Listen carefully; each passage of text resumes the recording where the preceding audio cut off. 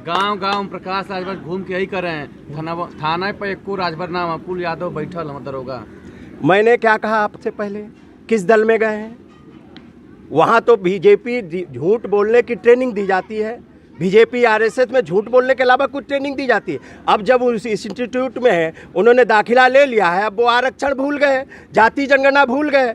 अब वो जब मैंने बताया मुख्यमंत्री झूठ बोल रहे हैं, प्रधानमंत्री झूठ बोल रहे हैं, और यही कहते थे ओम प्रकाश राजभर जी ही कहते थे कि सबसे बड़ा देश में झूठा कौन है, मोदी जी को कहते थे। सबसे बड़ा झूठा कौन है, मुख्यमंत्री योगी जी को कहते थे। और कहते थे इनको भीख मांगने वाली ट्रेनिंग सेंटर में भेजेंगे, तो वो खुद ही पहुंच गए भिखरिया भीख मांगने वाले ट्रेनिंग सेंटर में। तो मैं डॉक्टर राजपाल कश्यप, प्रदेश अध्यक्ष समाजवादी पिछड़ा वर्ग प्रकोष्ठ। घोसी उपचुनाव में आए हैं, यहाँ पर पूरी तरीके से ओम प्रकाश राजभर नारा दे रहे हैं, पिछड़ा एकजुट हो गया है और जो पिछड़ों का हिस्सा यादव जी लोग खाए हैं उनको इस चुनाव में भगा देना है।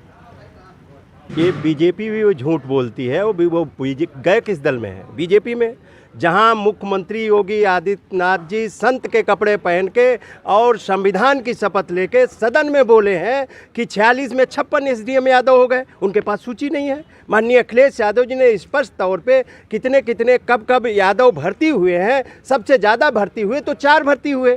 तो वो झूठ बोलने वाले दल में गए, वहाँ क्या बोलेंगे? और इसके अलावा उनके पास कुछ नहीं है। वो अगर शपथ लें कि राजभर को जब तक आरक्षण नहीं मिल जाएगा तब तक हम शपथ नहीं लेंगे मंत्री की।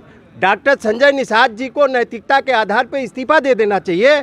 उन्होंने आरक्षण के लिए पार्टी बनाई थी, निषादों को आज तक आरक्षण नहीं दिला पाए, और जो माननीय अखिलेश यादव जी ने दिया था वो भी उनके रहते हुए उनका सम्मान छीनने का काम हुआ।